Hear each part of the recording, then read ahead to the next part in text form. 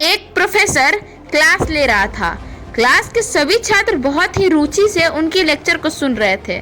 उनके सारे पूछे गए सवालों के जवाब दे रहे थे, पर उनमें से एक छात्र था जो गुमसुम चुपचाप से बैठा हुआ था।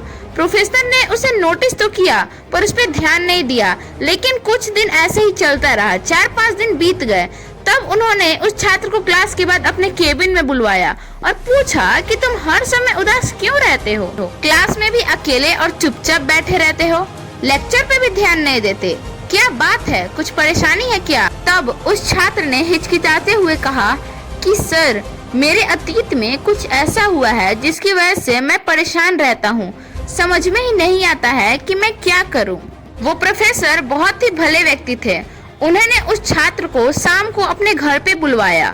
शाम को जब वो छात्र प्रोफेसर के घर पहुंचा, तो प्रोफेसर ने उसे बुलाया और बिठाया और खुद किचन में शिकंजी बनाने चले गए।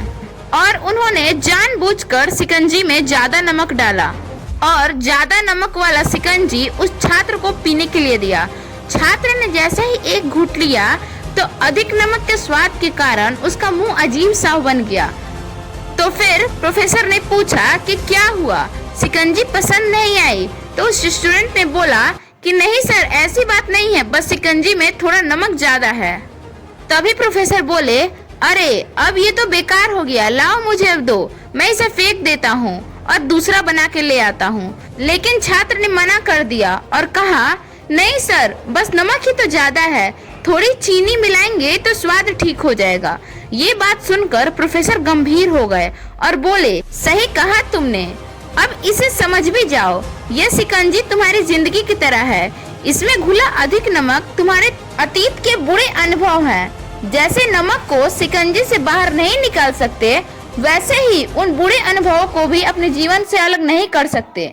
वो बुरे अनुभव भी जिंदगी का हिस्सा ही है। तो जिस तरह तुमने शिकंजी में ज्यादा नमक होने पर चीनी घोलकर शिकंजी का स्वाद बदल सकते हैं, वैसे ही बुरे अनुभवों को भूलने के लिए जीवन में मिठास तो घोलनी पड़ेगी ना।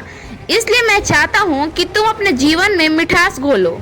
छात्र को प्रोफेसर की बात बहुत अच्छे से समझ में आ गई और उसने निश्चय किया कि अब वो बीती बातों से परेशान नहीं होगा। इस कहानी से हमें ये सीख मिलती है कि जीवन में अक्सर हम अतीत की बुरी यादों और अनुभवों को याद कर दुखी होते रहते हैं।